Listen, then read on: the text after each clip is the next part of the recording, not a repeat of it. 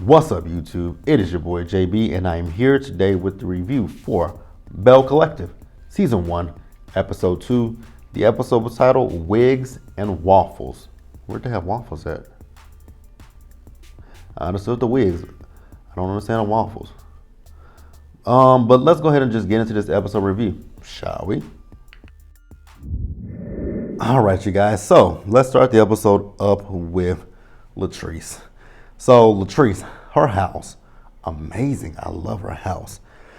So we see her, she's getting her day started, and she calls her publicist by the name of Mel. Oh, excuse me, y'all. And they're talking about her new hair care line that she has, and that they need to launch that. And hey, I love it. I will say I love so far this show because, especially with Latrice, she putting her shit out there. Like she is using this show to brand herself, put her products out there. That is what you do with reality TV. When you get on these shows, if you got a business or a product or whatever, or even an idea for a product, a business, an idea of like something that you can patent or anything like that, put that shit on camera. They gonna use you, use them for free promotion. I'm here for it. Did she name drop? I don't know if she name dropped. But hey, get your money, get your coins. So then Cliff comes into the room and they talk about him investing in her hair care line. And I was like, okay, is he gonna be a silent partner? Actually, now looking at Cliff, you can tell Cliff is not gonna be a silent partner type. Cliff is gonna speak his mind. And Latrice is talking about how she wants to be an equal. I'm like, girl, I don't know if you're gonna be an equal with that man, but okay, go ahead and tell him what you want right up front. But I don't think you're gonna get it. I don't think you're gonna get it. But let's move on, you guys. All right, you guys, let's talk about Marie. Let's talk about Marie. I got a lot of shit to say about Marie, but I'm gonna wait until we get to the segment that I want to really talk about. So we see Marie in her office, and she's talking about how busy she is. And, her son Jbarrett, he's at school. Girl, tell that nigga to come home and take care of his motherfucking kids. The fuck? He's 21 years old. He got 3 kids, all under the age of 1. Nigga, I get it. You want to go to school? Yo, you better go to a community college in Jackson. You can go to Jackson State. Like, go somewhere, but you're not gonna go out. You're not gonna go outside of this city with your 3 kids in my house and me taking care of them and the baby mamas. You got me fucked up. Got me fucked up. So now here's the thing here's the issue that I have with Marie. So Marie just does not feel that she was wrong for what happened at Leticia's brunch. And I'm just like, are you serious? So you just think that it was all on Latrice? Okay. That is the first time I've ever heard one of the planes over here that low to the ground. I don't know if y'all could hear that. But yeah, a plane just flew over my apartment. I live right across the street from an airport, a small airport. Nah, fuck. If anybody's in Dallas, y'all pretty much know where I am. Not necessarily. Well, probably do for me to say a small airport, because we only have 2 big airports. Okay, y'all know where I stay at. Cool. Ew. Okay. I'm back, you guys. I'm reading my notes. But yeah, so Marie, she just doesn't feel that she was wrong. I'm like, it wasn't all on Latrice. Was Latrice's approach bad? Yes. But you should have brought it up there. You should have went back. I've already said that. She should have went to her store. Did a Yelp review, called customer service, went back to the person who actually made the wig. That would have been your first stop. Check the person who made the wig and see if they actually use her hair. If they did, then go to customer service. If you can't get customer service, Yelp. If Yelp don't work, tweet. If tweeting don't work, bitch, do something else. Like, go through every go to her, or you could have just pulled her to the side. Like, it's stupid to me what she did. So I was about to say, who is TAHH? So TAHH is Tamara and her hair. So at Tamara and her hair's party, she wants to check Latrice, and I'm like, here we go again. Wrong time, wrong place. The fuck? And we're gonna talk about it. We're gonna talk about Tamara and her hair's party. But let's move on. All right, you guys. Next, let's talk about Leticia. Wasn't much with her. It's so fun. We got two Tishas on the Carlos King show. We got this Leticia and Tisha from Marceau. Tisha, Miss Wanda. I'm gonna talk about them next week, you guys. Yes, I am reviewing 11 Marriage Huntsville, so you guys will see that review next Sunday, I think. I think that's what the schedule is for me. I think it's gonna be next Sunday. It depends on what time I watch the show. If I watch the show I know what time the show comes on. I'm just not gonna. I probably won't be at home when it comes on. So I'll probably if it's anywhere, if I'm able to get home by 10:30. Nope, because I'm not gonna do it because I watch SNL from 10:30 to midnight. So it'll probably be Sunday morning when you guys see the Love and Marriage Huntsville review. More than likely, yeah.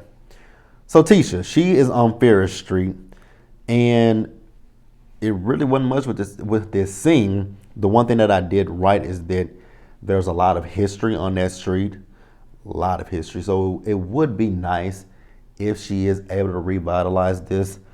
And when I was looking at this, I'm like, because I kept trying to figure, I'm like, why does this concept seem so familiar?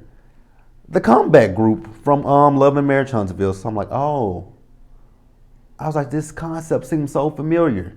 The comeback group, but I guess the one positive thing with this is the comeback group tried to come together to build up them houses, and it fell flat because Tisha and Melody got into it with each other. So I'm glad with these women, they started the drama up front. Thank God. We don't have to go through that weeks of the hosts, the Scots versus the Scots, and the Scots versus the hosts, which technically is just one set of Scots versus the hosts. But hell, the hosts versus each other. It is so funny about Melody and Martell, how they go. Child, I'm talking about this show.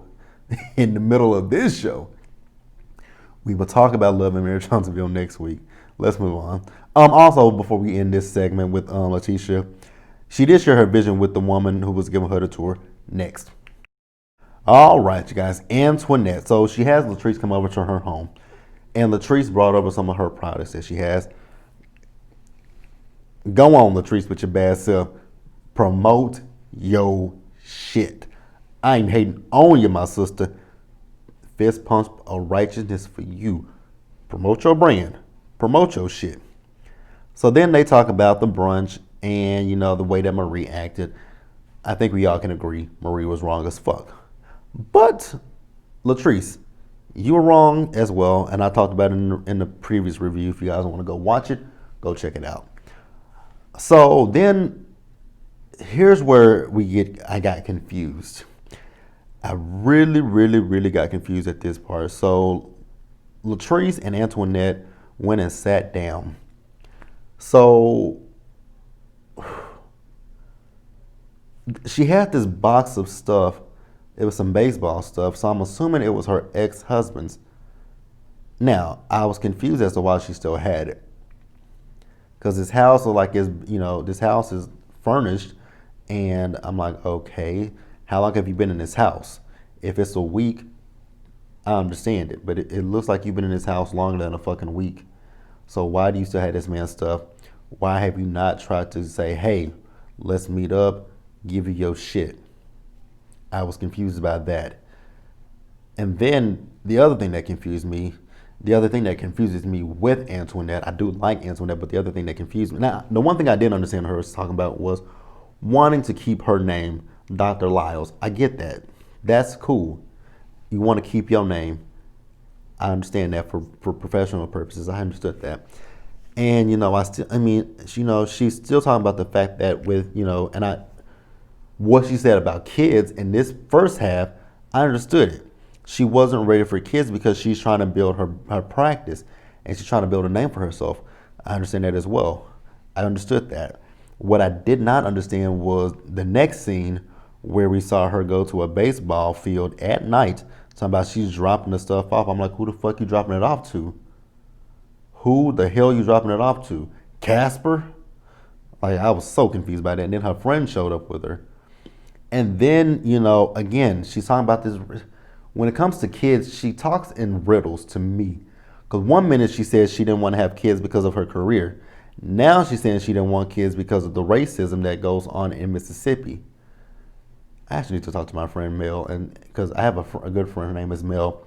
She actually looks and sounds just like Melody Holt from Love and Marriage. And I have to ask her, about the racism. I know about racism here in Texas. It still exists for sure, but you have to go to like one of the country rural towns to really see that. Actually, no, you really don't, because you can see it here in Dallas. So I get the racism thing, and I get her about the kids. But here's my thing with her and the kids. As long as you sit down with your kids, and it could have been the husband. I don't know. It could have been the husband. So I'm not gonna sit here and just, talk down, because it could have been a husband. But when you get married to somebody, I mean, he knew you were black when he got with you. So he knew that when you guys had sex, and if he shot up the club, y'all were gonna have biracial children. So I don't know how that could have been an issue with him. But for society, for people as a whole, it is your job as the parent. It's not society's job to have the kids identify. It is your responsibility. It's your responsibility to educate your children. You can tell them, yes, you're biracial. So you have a black side and you have a white side. You have and when I say side, I mean her family is black, her husband's family is white. So, you teach the children about your family's history, and then you could also teach them about his history. So I just didn't understand that, because it's really, like I said, it's really up to you to educate the children. No one else can educate your kids but you. And that's all I'm gonna say on that. Let's move on. All right, you guys, let's wrap this episode up with Tamara and her hair. So we see Tamara and her hair, and she met up with Leticia. Shout out to Rox for that one as well. So she met up with Tisha, and they talked about the brunch. The one thing that I have an issue with is with Tamara and her hair, besides Tamara and her hair, is that lipstick that she loves to wear. It's like, girl, did you not look in the mirror when you wore that lipstick? Because it just makes your teeth look yellow. Just saying, it makes your teeth look yellow. So Tisha tells her about the mess that happened at the brunch. So Tamara and her hair was like, well, were you ever able to tell them about Ferris Street? And Tisha was like, nah, I wasn't. So then Tisha, informs her that, she has 2 meetings set up. So then Tamara and her hair says, I'm inviting you and the ladies to my birthday brunch, my birthday party, but I hope what happened at your brunch don't happen at my party. So then we later see Tamara and her hair, and she is out with her stylist to shop for her birthday. Once again, this lipstick is a no. This hair, I'm just like, did you buy the whole entire beauty supply store? Like, damn, did you buy every bundle in the store? So, she's talking about, her having kids. I ain't being shady, you guys. Please don't take this as shade in no type of way. I get that she froze her eggs, but is she gonna use a surrogate? And I'm not being funny, but is she gonna use a surrogate?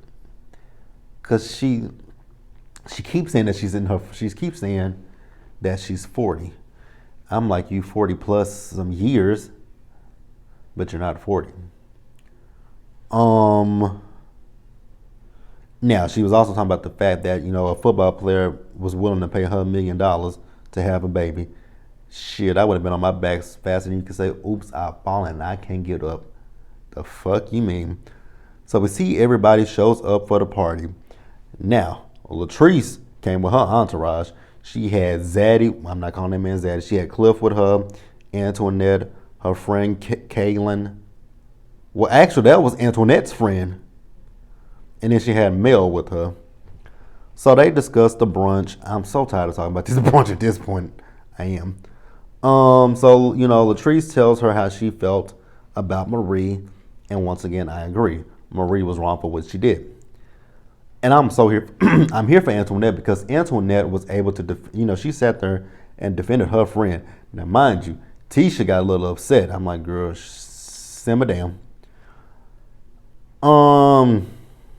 Now I will say that Leticia is messy because once Marie got there, she wanted them to have Marie and for what's her name, Latrice, to have a conversation with each other. I'm like, weren't you just talking about your brunch wasn't the place to have that conversation? But now you want them to have a conversation at this birthday party. Again, wrong time, wrong place. Sit down. Like, the fuck? So, Melody, whatever her name is. I think her name is Melanie. Or is it Melody? It's too many M's. I think her name is Melanie. I think that's what Mel, whatever her name is, Mel. I don't know. Again, wrong time, wrong place. Why do y'all want them to sit down and have a conversation with each other? Now, Marie, this energy that you have at this party should have been the energy that you had at that brunch. It wasn't the time and it wasn't the place. Because you don't want to discuss it at this party, but you had every right to, but you felt like you should have discussed it at that brunch. You should have shut the fuck up at the brunch like you are at this party. And then let's end this with Antoinette talking to Leticia. She pulled, Leticia pulled Antoinette to the side. Like grown ass women, they were able to say, hey, she said, I talk shit about your brunch. And I love the fact that Tisha took that wig and pulled it down. I was like, thank God. Because I was looking at it the whole time because there was just one piece that was sticking up. I'm like, and she actually did it. She pulled it, she pushed it down. I'm like, thank you, Tisha. Tisha saw what I was seeing. And then when she pulled it down, I'm like, thank you, God. Thank you for pulling that shit down. But you guys, that was, what's the show? Belle Collective. Let me know what you guys thought about the episode. Be sure to like this video and leave your comments and subscribe to the channel. Hit the bell notification button so you guys are aware when I drop anything else. Share this video. And also, you guys get down in the description bar for my affiliate link. Go subscribe to the Planner channel. And as always, you guys stay safe out there. Take care of yourselves. Wash your hands. Wear your mask. Socially distanced. And I will see you guys in the next one, which is going to be Real Housewives of, I was about to say Orange County. I am going to talk about Orange County next week. But it's Atlanta on Sunday. See you guys later. Bye.